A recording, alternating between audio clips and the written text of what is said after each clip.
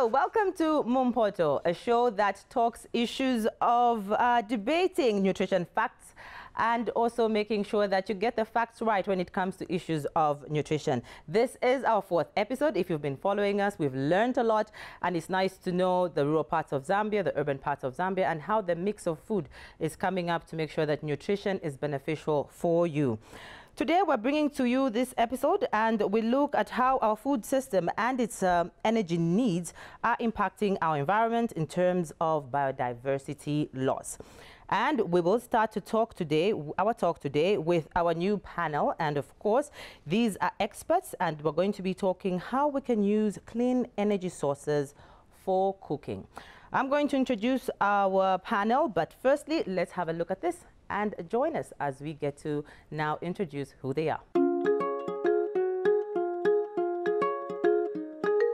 Dear friends, the European Union is happy to bring to you the MUMPOTO nutrition debates and facts.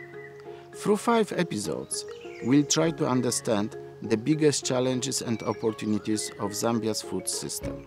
Together with experts and actors from the ground, we will learn what a nutritious and balanced diet is and how it impacts our health, growth and well-being. We will cover all parts of the European Union Green Deal, moving to fairer, healthier and environmentally friendly food supply and consumption. Through our new programming 2021-2027 for Zambia, we aim to support the government and citizens in creating green partnership for sustainable recovery, growth and decent jobs, as well as in building fair, inclusive and peaceful society.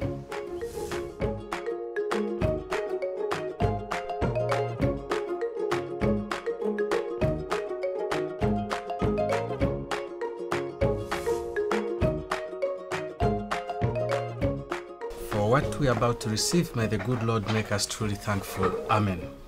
Amen. It's amazing what one can do with what we have. There's nothing imported here.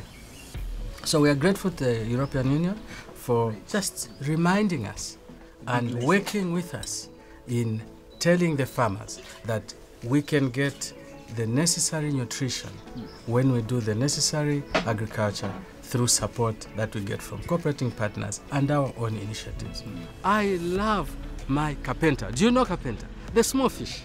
It's a very, very small fish. I just love it. I love vegetables, and I always take a variety of vegetables. I just love vegetables. We are seeing in the health sector that we have a lot of non-communicable diseases which are caused by bad habits of eating and eating wrong foods. My favorite is Chihuahua. It's very nutritious. Avocados, Zambian avocados. With tomato, I can eat every day. Yeah. Now I know why you were scoring goals when we were playing football. This is very healthy. Where I come from in the Eastern Province, this MUMPOTO is common for most of the areas. It means in the pot.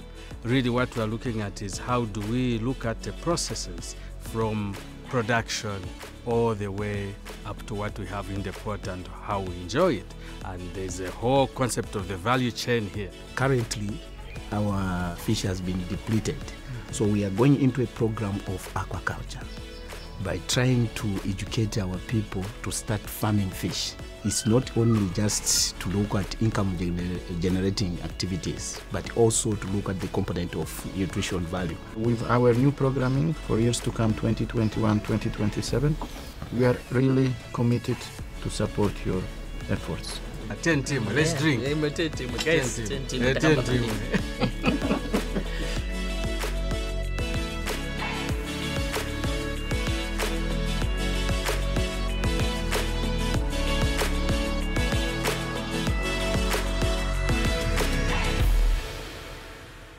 This is MUMPOTO, the Nutrition Debates and Facts Show. We are talking protecting the environment in terms of biodiversity loss, and we're going to be discussing this for the next about 40 minutes. So follow us and learn a lot. Remember, this show is brought to you courtesy of the European Union. We are running questions on our Facebook page. Get there, answer that question, and you get to win yourself 1,000 kwacha grocery voucher. If I were you, I'd get there right now and start answering those questions. As we well know, access to energy is an issue for many people, especially in the rural settings. Now, the use of firewood for cooking is essential for many Zambians, but it is also a prime cause of forest degradation and biodiversity loss. Moreover, the inefficient stoves contribute significantly to global warming and cause indoor air pollution, which might cause diseases and premature deaths every year in our country. But what is the alternative to this? That is what my guests are going to be answering. My guest today, I'll start from the far end. I have Mlele Sibeso. He is a food scientist. Thank you so much for coming through. How are you? I'm very well, thank you. All right, and next to him, program manager from the European Union, I have Claudio Bacigalupi. Thank you so much for coming through. How are you? I'm good, thanks, Judy and you. All right. And from the Ministry of Green Economy and Environment, we have the Principal Forestry Officer, Deuteronomy Casaro. Thank you so much. How are you? I'm very well, thank you. All right, glad to have you here. And from Supermoto, right next to him is Towela Nyirenda, Sales and After Sales Manager. Thank you so much for coming through. Thank you for having me. I can see we're twinning on the hair. Yes. All right, so these are my guests for today. And of course, we have all the beautiful food on the table, which represents so much of what Zambia has to offer in regards to good nutrition. Let's start with this one. And we could say wood fuel accounts for about 70% of Zambia's total energy consumption, and more than 50% of Zambia's households use firewood and charcoal as the main source of cooking energy every day. Now, as a result, the country suffers from high rates of, degradation, deforestation. But how is this current situation currently evolving? Maybe this could start from Mulele. When you talk about how it's evolving, how is the current situation evolving? Yeah, as you have rightly put it, currently there's a lot of pressure that we are putting on the forest resources, especially with regard to the burning of charcoal and cutting of wood for firewood, so that we get energy for cooking, and mostly that happens in the rural areas. And as you know, electricity is not that cheap. So even in the urban setup, we have households that still use the charcoal to supplement the electricity. So as of now, there is still a lot of pressure on our forests, and really something needs to be done to reverse that trend. Okay. Yeah. So that is a challenge on its own, isn't it? Yes, it is. So now, how is the government responding to such a challenge, especially when you talk about COP26, which we're just from having? Thank you very much. So deforestation is a serious concern in terms of just the national development itself. And of course, there are two terms that are normally used: deforestation and forest degradation. So deforestation is a complete clearing of trees in an area to be used, that land to be used for another use. So it could be agriculture, infrastructure development, a road construction, even a football pitch. That's deforestation. Okay. But when you have a forest where some trees are selectively cut, and you still have trees standing, the forest still looking that it's there, but that the trees, original trees, or stocking of that forest has been reduced, that is degradation. So deforestation is basically caused by clearing of land for agricultural purposes, which is a major cause. And then for degradation, we have things like charcoal production and cutting of trees for firewood in areas where firewood is used, like green trees cut and then dried up. Now, at the moment, deforestation stands at 172,000 hectares being cleared every year. And of course, this is after a review. Up to 2018, we had 276,000 hectares being lost. So it's not a figure that is static. And so these challenges related to deforestation and forest degradation are serious. And of course, as government, that's the more reason why Forest Department is there, trying to work with different partners, but it is a big challenge. So your response to this is collaborated efforts? Yes. But yes. When you look at the impact that deforestation is having on the environment, the biodiversity and human health, what is it? To what extent is it affecting these? Quite a lot, because when we talk of biodiversity, we talk about animals and plants. Others would say fauna and flora, but basically animals and plants. That's what make up biodiversity. So if you cut each tree, our natural forests, the trees will not grow like in a uniform stand. They are never like you find one tree species in one area. They are always growing in association with the other. So already that is a relationship of trees, just like human beings have relationships. So trees also have got this relationship of growing together. And apart from that, because of growing like that, they also have animals, insects, and all sorts of things living together in that environment. So when you cut one tree or you cut some trees, you are basically changing the way those things live together. So it means biodiversity in the first place is affected. Immediately you remove some of the trees, you are affecting biodiversity, because the certain animals would like maybe to live in a particular tree, and you remove that tree, they would try to look for another tree or another environment that suits their living. So, Tawala, the new types of stoves, such as MUMPOTO, you know, you're using the sustainable types of fuel. Yes. But how do they work exactly, and how accessible are they for the everyday Zambian? Okay, so what we have is actually a cooking solution. So we are distributors of the stove, which is a clean cooking stove, and the pellets. Yes, so the pellets are made from biomass, yes, which is basically a fuel made from animal or plant waste. So yeah, for availability, we are basically found in almost every compound in Lusaka, because our target market right now has been the peri-urban areas, being the people that use charcoal the most, considering that we are an alternative to charcoal. Okay. Yes. All right.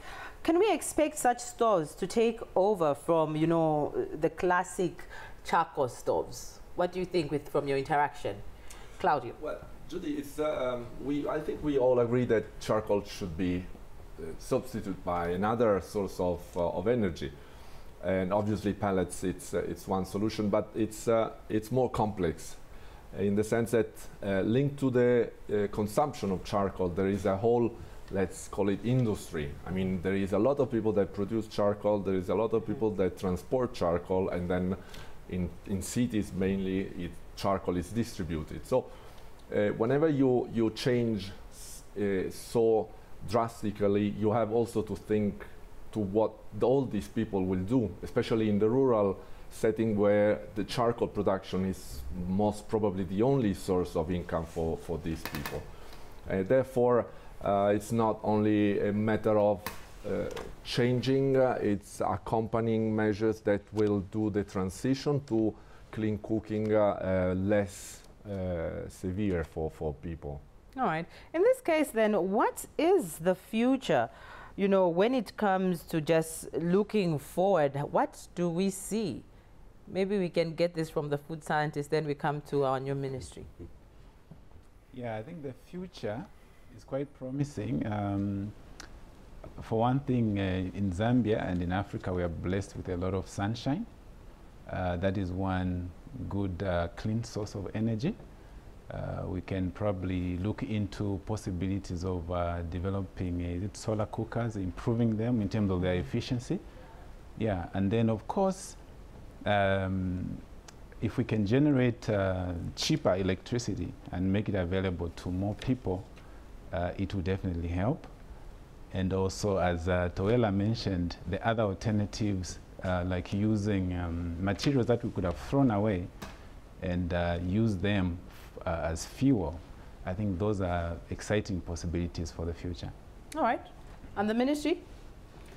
Yes, as indicated, the alternative to improved stoves or efficient cooking stoves is the future. And I think in terms of managing the forests, we still need to manage these because the need of wood will not end. And that's why there are right now different initiatives that are starting up that is working with communities. As you may be aware, the Forest Act number 4 of 2015 provides for community participation in management of the forest. So the rights are transferred to communities so that they can benefit from the forest. And it's one way of ensuring that communities feel their ownership of the forest, and that way the protection is assured to some extent. Okay. And it means that they can still extract the wood biomass for their cooking on a sustainable basis. But also there are private companies that want to plant trees, setting up of plantations to produce. Talking about other people coming in, how's the EU supporting Zambia, especially when it comes to challenges such as these that you're talking about? Yeah, well, the European Union is very much involved in the energy sector as a whole. That doesn't only talks about clean cooking. Obviously, it has been investing around 5 billion kwachas in the last 5 years, and the clean cooking now represents a very important subject where the European Union, together with other member states like Sweden, will act. It is foreseen that during 2022 we will invest almost 400 million kwacha in the energy cooking, in the clean cooking, and so there will be a lot of actions because it still represents a sector where we do think that much needs to be done yet. All right, okay. It's been an interesting chat with all of you. Thank you so much for for coming through. And for you who are watching at home, appreciate staying with us. This is MUMPOTO, the Nutrition Debates and Facts Show.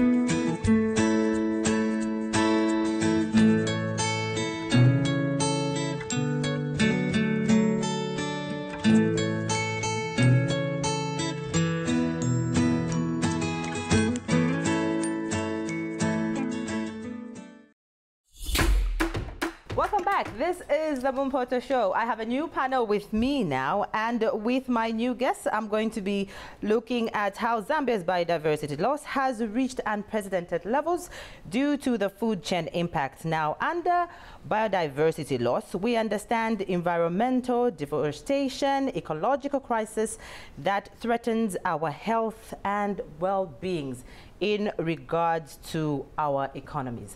I have my guests already to talk about this. I will give you their names and where they're coming from so that you understand exactly how they are going to impact our show.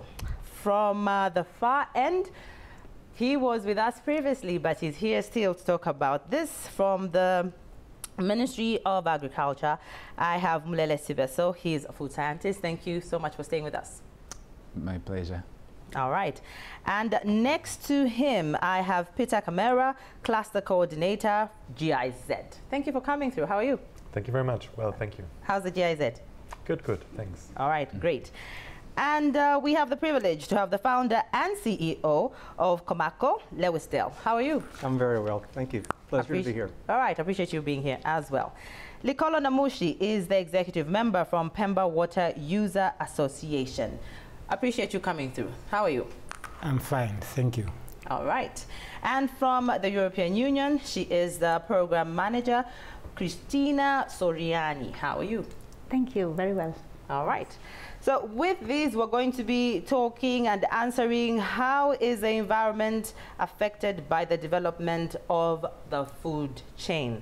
We start from this one. The loss of biodiversity is threatening food production. And our food production creates more loss of biodiversity. But how can we break this cycle? I'll start from you, Mr. Likolo. How can we break this cycle? Thank you very much, and everybody to welcome. All right, thank you. Biodiversity is an issue, it's a serious issue. And it is affected. Now, how is it affected? Through conventional farming, deforestation, charcoal production, and these actually threaten the well-being of food production. And to counter this, we must change. How should we change then? Our conventional methods of farming must change, so that the environment becomes friendly to plants and to animals. Deforestation must be discouraged at all costs through tree planting and preserving the environment through good agricultural practices. Okay. And Lewis, what can you add on this one, of course, coming from, you know, the angle of Comako? Well, so many of our farmers that we consider small-scale farmers suffer from income, lack of opportunities of making money, and farming is difficult. What we have learned is that the gentleman, previous speaker, is quite right. If you don't have those skills and don't understand how to really keep your soils healthy and fertile, you will most likely not have enough food, not have enough money, and you will probably resort to things that are destructive to biodiversity. Where is this biodiversity most evident in our country? Well, we have found that, again, because of farming that has not been sustainable, we have lost a lot of tree cover, and that's ongoing. As Comako, we have been able to provide an alternative opportunities with markets, and we sort of make a social contract with farmers that they learn and apply farming practices that can regenerate and keep the soils healthy. And we, in turn, buy their crops and give them a better price. And that has developed a relationship now with the soil. And I'm actually very positive about this process that's continuing to see an opportunity where farmers can be much better stewards of their land, not just the soil, but the trees and other biodiversity that they live with. Okay. How can we just reconcile biodiversity, conservation, and economic development? What do you think, Peter? How do... I think at the end of the day, the two go together. We have to reconcile the biodiversity and counter the loss of it in order to be economically more independent and have economic gains as smallholder farmers, but also as a country. And when you look at Zambia, then I think there's estimations that we have lost about 8% of forest cover over the past 20 years or so. Of course, if this trend continues, then this will take the economic opportunities of many, many Zambians. So it is a trend that has to be stopped. Okay. And then if I can just zoom in perhaps into one additional aspect, which is water. At the end of the day, the loss of biodiversity also means it has a huge impact on water. It means a loss of water. Water during the rainy season just flushes over the soil, doesn't go into the soil is less fertile, less wet at the end of the day. And of course that is, at the end of the day, impacting the livelihood of many smallholder farmers that are unable to grow better. Very true. When he talks about the ripple effects like that of, you know, how this is affected, when you talk about just reconciling biodiversity conservation as well as economic development, from your end, how then can you add on to this coming from your end? As a water user association, we have to come in and make sure that our environment is safe through recharging of underground water supply.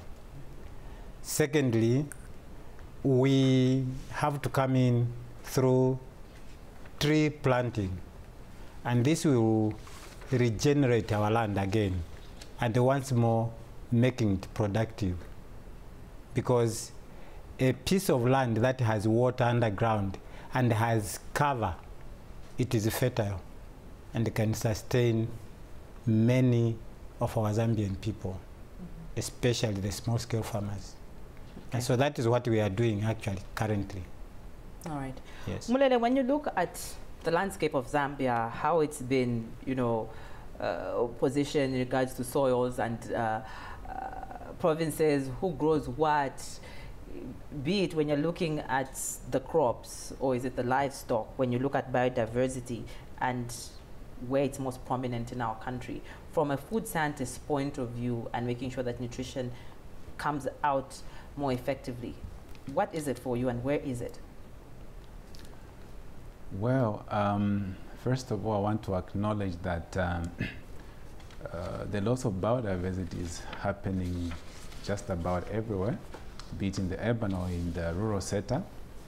Had an experience where I interacted with a rural community, and they narrated that they are losing some of their indigenous foods because of some new practices like keeping of pigs, which are just allowed to roam and they go eating everything that they find. So that's an example from a rural setup.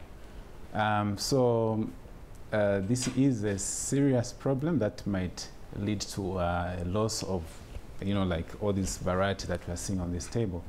Yeah, so one practical solution from the food science perspective is to enhance our processing, preservation, and storage of foods, because by so doing we'll be economizing on the food that we have. The excess food, if it's processed, preserved and stored properly, will be available for consumption. In terms of scarcity, it can also be sold for money. Yeah, so, and also it will help to reduce the stress on the land, because there's the need to grow more crops is reduced. Yeah. Okay.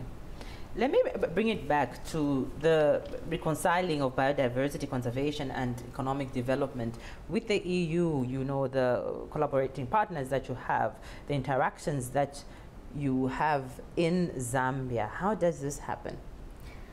Well, obviously we partner with the government and with the member states, Esteem Europe, and we focus on key priority when it comes to that are jointly identified. When it comes to biodiversity, we think we look at it from an integrated approach. So we had forestry, we had water, we had soil, and we heard about agricultural practices.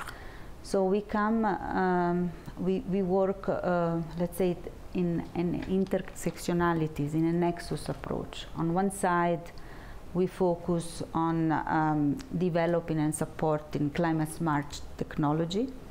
We look at the possibility of improving integrated watershed management and also irrigation, water storage also as well. We look at forestry. We look at also at the national capital. How can this be preserved? How can we look at restoring as much as possible the integrity of ecosystems? But we go also a step further. It's not only about preserving the environment, because it's important and we live in it. We are trying to very much to come and bring about an economic transformation that is absolutely necessary, because sustainability means being in harmony with nature. And so this is what we are pretty much focusing on. And sustainability means also that people can benefit in a fair and equal way from the investment that we do in nature. And so benefit sharing with the communities that are most vulnerable is absolutely important when it comes to natural resources management. Okay. When we talk conservation, your organization's contribution, Mr. Dikolo. Mutama Wengwa Water Use Association is concentrating on CPMs, catchment protection measures, and integrated watershed management.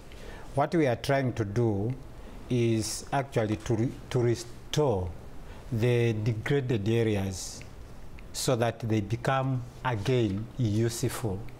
So our strategies are put in areas usually in sources of rivers, where rivers start from. And once we correct the situation there, and once we improve these areas, that means we shall reduce erosion, we shall bring the land back to life again, and make it useful. Soil fertility will improve, and if soil is improved and etc. Nutritional values are okay, then we are able to produce such kind of foods. So that is our contribution. Okay, and for the GIZ, Peter, your organization's contribution to conservation?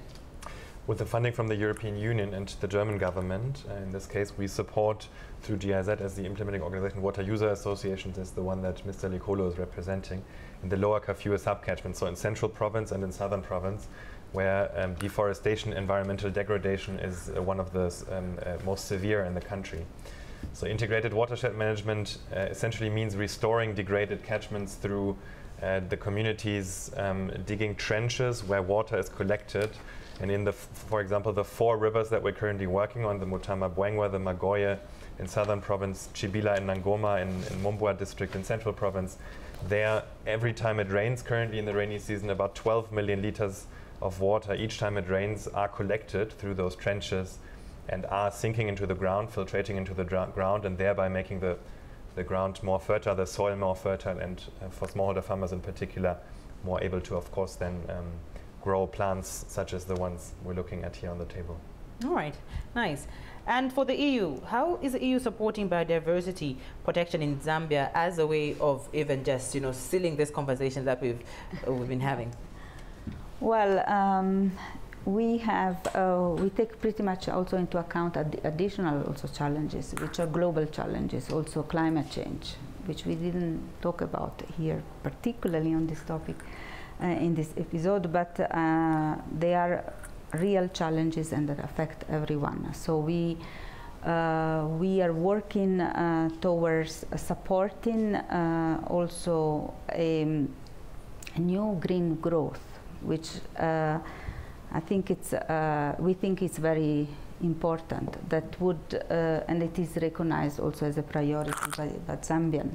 So this means that we would focus on protection of ecosystems, on valuing nature, investing in nature, diversifying the economy, and working also with young generations, because and supporting the transition toward the necessary green economy. All right. Okay. Thank you so much all for coming through. It's been an interesting and very enlightening chat. Appreciate your various contributions from your perspective and from your ends. Thank you so much. Thank you. Thank you.